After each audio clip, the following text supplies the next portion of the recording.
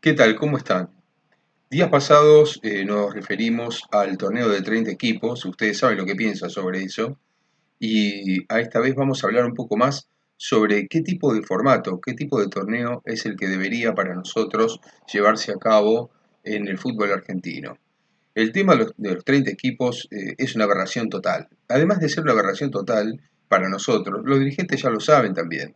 No por nada, después de que se implementó aquello de los 30 equipos, Julio Grondona lo implementó y lo dejó como herencia. El resto de los dirigentes a partir de 2015-2016 intentaron empezar a bajar de a dos equipos por año. Es decir, la idea era en 5 años más o menos llegar a los 20 equipos otra vez, que es lo que se recomienda habitualmente en todos los torneos más o menos con cierta seriedad.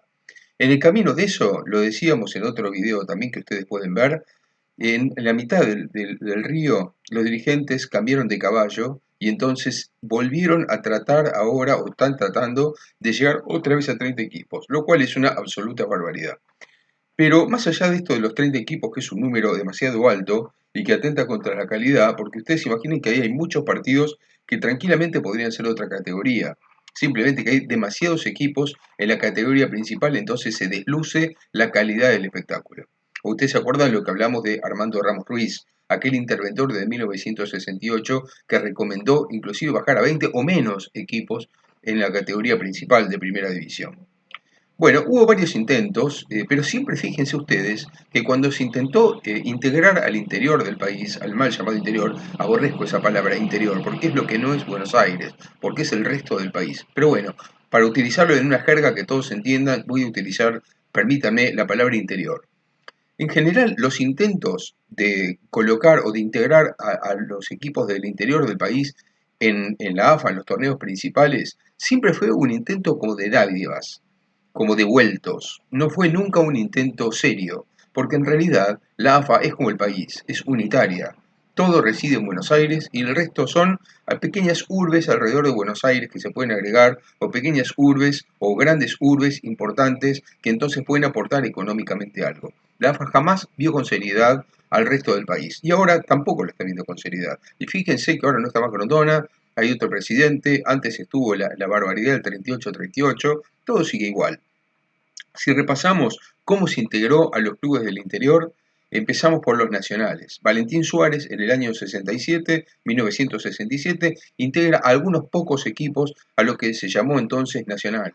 En 1967 se rompe por primera vez, después de 36 años de torneos largos, aquellos torneos anuales, de calendario anual, en el que solamente habían sido campeones, fíjense, desde 1931 a 1966, solamente habían sido campeones los cinco grandes, nada más que los cinco grandes.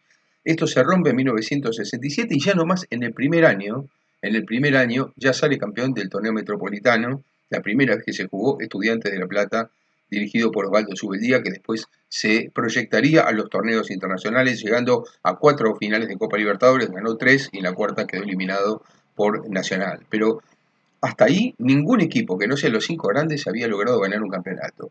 Pero esos nacionales, que se jugaban al final del año, en los últimos meses de cada año, desde 1967, eran torneos que eran simplemente una dádiva para algunos pocos equipos del interior, para que ellos se integraran, jugaran esos pequeños meses para lo cual tenían que romperse el alma y llegar para jugar con los grandes, y terminaban esos 3 meses y volvían a sus ligas del interior, y después tenían que volver a sudar la gota gorda para ver si en alguna oportunidad y con muy poca posibilidad económica podían cotejar para ser goleados en general, con alguna excepción, estrepitosamente por los clubes grandes. La segunda posibilidad es ya con la ley 1309. La ley o el reglamento de 1309 es otra ventanita que se produce por una razón política. Siempre ustedes piensen que hay una razón política para esto. En la de 1309, la razón es que Amadeo Nuchetelli, con Talleres de Córdoba, estaba picando demasiado alto.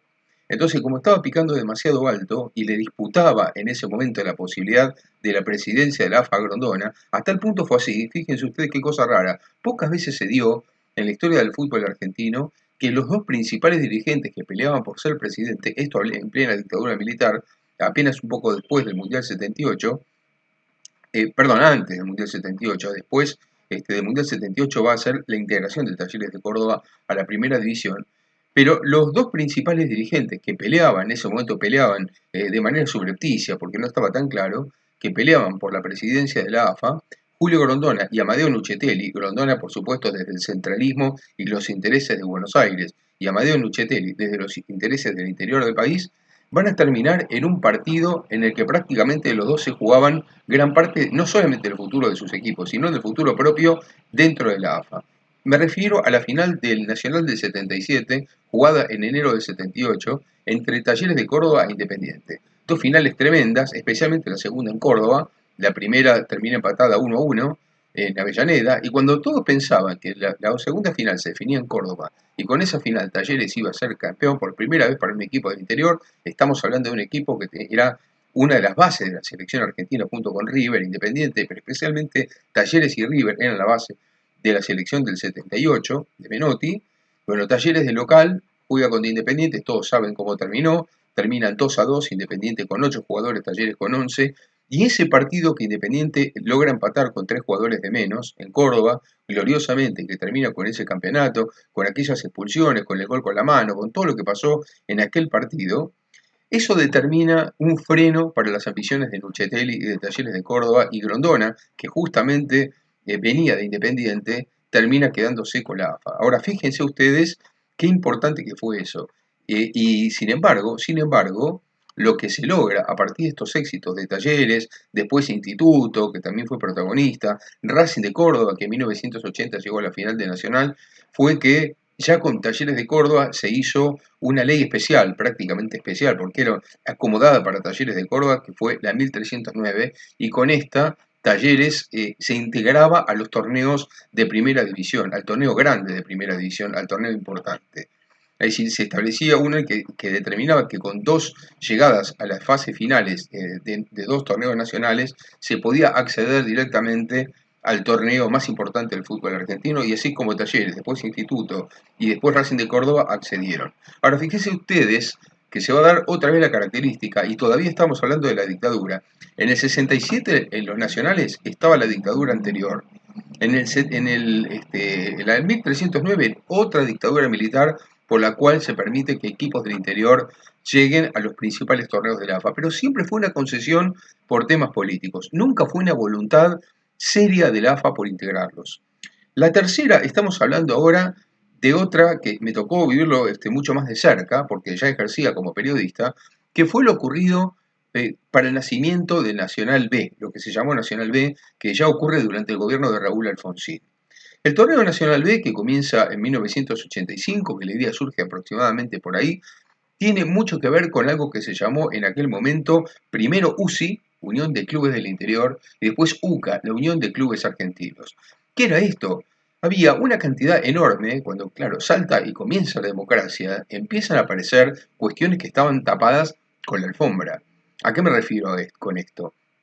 A que había situaciones de clubes muy importantes del interior, hablamos de Atlético Tucumán, San Martín de Tucumán, hablamos de Central Norte de Salta, de Juventud Antoniana de Salta, de Atlético Chipoleti de Río Negro, hablamos de equipos santafesinos, hablamos de una enorme cantidad de equipos mendocinos. Estos equipos, en muchos casos, la mayoría de los casos, eran clubes poderosos, con una gran historia dentro de las competencias argentinas, pero que estaban completamente relegadas. Estos clubes comenzaron a cansarse, y una vez que llegó la democracia y existía la posibilidad de hacer lobby a través de sus gobernadores de provincia, comenzaron a presionar de una manera tal que terminaron uniéndose y formando lo que se llamó, como les decía, UCI, que era Unión de Clubes del Interior, y que después se hizo cada vez más poderosa y se llamó Unión de Clubes Argentinos. ¿Qué es lo que hacían estos clubes? Era presionar para que la AFA por fin los escuchara y le diera un lugar, porque si no lo que estaban amenazando cada vez más fuerte, recuerdo al dirigente Natalia Mirkin, por ejemplo el tucumano, amenazaba, como les decía, con que si no les daban una posibilidad, se iban del fútbol argentino, se iban del AFA, iban a formar otra entidad. ¿Qué hizo Grondona con esto? Grondona radical en aquel momento, habló con Raúl Alfonsín, habló con los dirigentes ligados a la Secretaría de Deportes de la Nación, y ahí es que se arma, como una dádiva otra vez, y sin proyecto, como un parche, lo que se llamó Nacional B.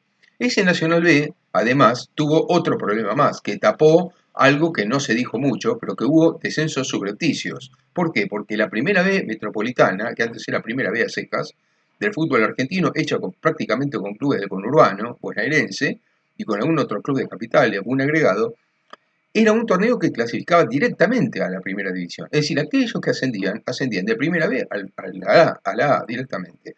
Ahora con el Nacional B en el medio, hay muchos equipos que se quedan, que no se clasifican al Nacional B, que de la primera B metropolitana se quedan allí, pero claro, nadie les dijo, o nadie dijo a la prensa, o nadie le dijo al público, no se explicó bien en aquel momento, que muchos equipos de esos ahora necesitaban 2 ascensos y no uno para llegar a la primera división. Es decir, en otras palabras, lo descendieron todo en pos de este parche que fue el Nacional B, por el cual clubes de la Patagonia viajaban al norte del país y clubes de Mendoza viajaban a la costa atlántica para jugar partidos. Es decir, se cruzaba de este a oeste, de norte a sur, con el Estado bancando parte de los pasajes y con un menjunje tremendo donde muchos clubes del conurbano convivían con algunos clubes del norte, otros del sur, otros del este, otros del oeste. Es decir, un desastre total por falta de una organización y de una visión, y el Nacional B dura hasta hoy, con este desastre, con alguno que otro arreglo, pero el desastre sigue siendo el mismo. ¿Por qué? Porque nunca hubo una intención concreta realmente de integrar a estos clubes.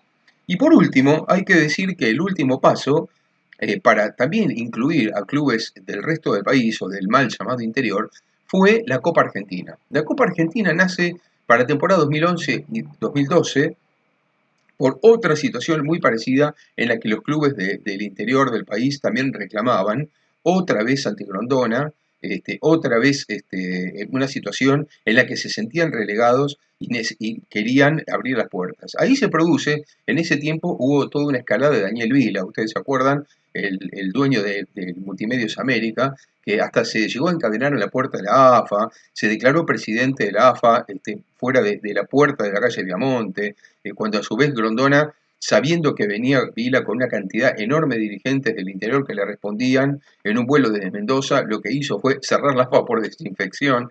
Ay, Grondona, Grondona, las cosas que hizo Julio Grondona, ¿no? Una de ellas fue esto, para que no pudieran ingresar y no pudieran hacer el acto electoral por el cual elegían a Vila presidente de la AFA, cosa que en realidad no era legal, no legítimo, no era legal, porque claro, ¿cuál es el problema que tiene la AFA? Que muchos clubes del interior no tienen voz a la hora del comité ejecutivo. Es decir, ustedes pueden tener una enorme cantidad de clubes del interior nucleadas en una misma voluntad, en una misma vocación, y finalmente, sin embargo, no tener los votos concretos, porque a la hora de la mesa, la AFA es unitaria.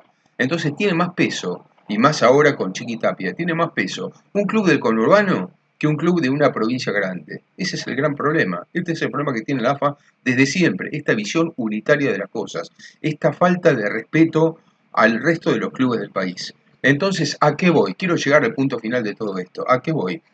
El torneo actual, que se lo quiere llevar a 30 equipos, la discusión que está habiendo es si son 30, si son 20, si son 24, si son 28, si son 26. Muchachos, amigos del fútbol, dirigentes políticos vinculados con el mundo del fútbol, a ver si por una vez en la vida, en lugar de estar discutiendo por cosas que son importantes a medias, que no digo que no lo sean, ¿por qué no discutimos las cosas de fondo? ¿Por qué no se aprovecha esta pandemia, este tiempo libre en el que no va a haber fútbol, donde prácticamente seguro que no va a haber fútbol por mucho tiempo, para pensar por fin un proyecto integrador en serio, en el que todos los clubes de todo el país se puedan integrar en algo que valga la pena? Yo recuerdo que Teodoro Nitti, aquel que en la votación para presidente de la AFA cuando se presentó en 1991 sacó un solo voto contra todos los demás que votaron a Grondona, claro, con Grondona mirándolos a todos a los ojos, y Teodoro Nitti sacó un voto solo que fue el propio, y Teodoro Nitti tenía un proyecto muy parecido a lo que pasa en Brasil. ¿Por qué digo que esto puede llegar a ser acertado?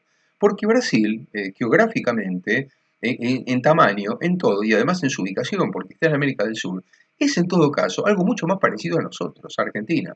¿Por qué Argentina copia formatos de otros países que no tienen nada que ver con nuestra idiosincrasia?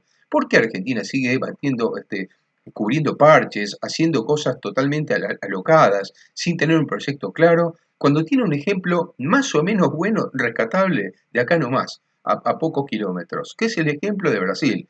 Brasil tendrá un montón de problemas, tendrá un montón de dificultades, pero tiene una estructura que a mí me parece más adecuada a Argentina. Después esto es algo debatible, por supuesto, y me gustaría, por favor, que ustedes, además de pedirles que se suscriban, por favor debatan y aquí abajo me dejen su opinión y yo le respondo. A ver qué les parece a ustedes sobre esto que estoy planteando. Y lo que yo planteo es un torneo que haya una parte de unos 4 meses, como hay en Brasil, estaduales, bueno, a nuestro estilo, con nuestra posibilidad, con nuestra estructura, generar regionales, torneos regionales, en los primeros 4 meses y medio del año, que clasifiquen a un torneo nacional parecido a lo que es el Brasileirao. Es decir, por cupo, por historia, se puede determinar una cantidad de cupos para cada región.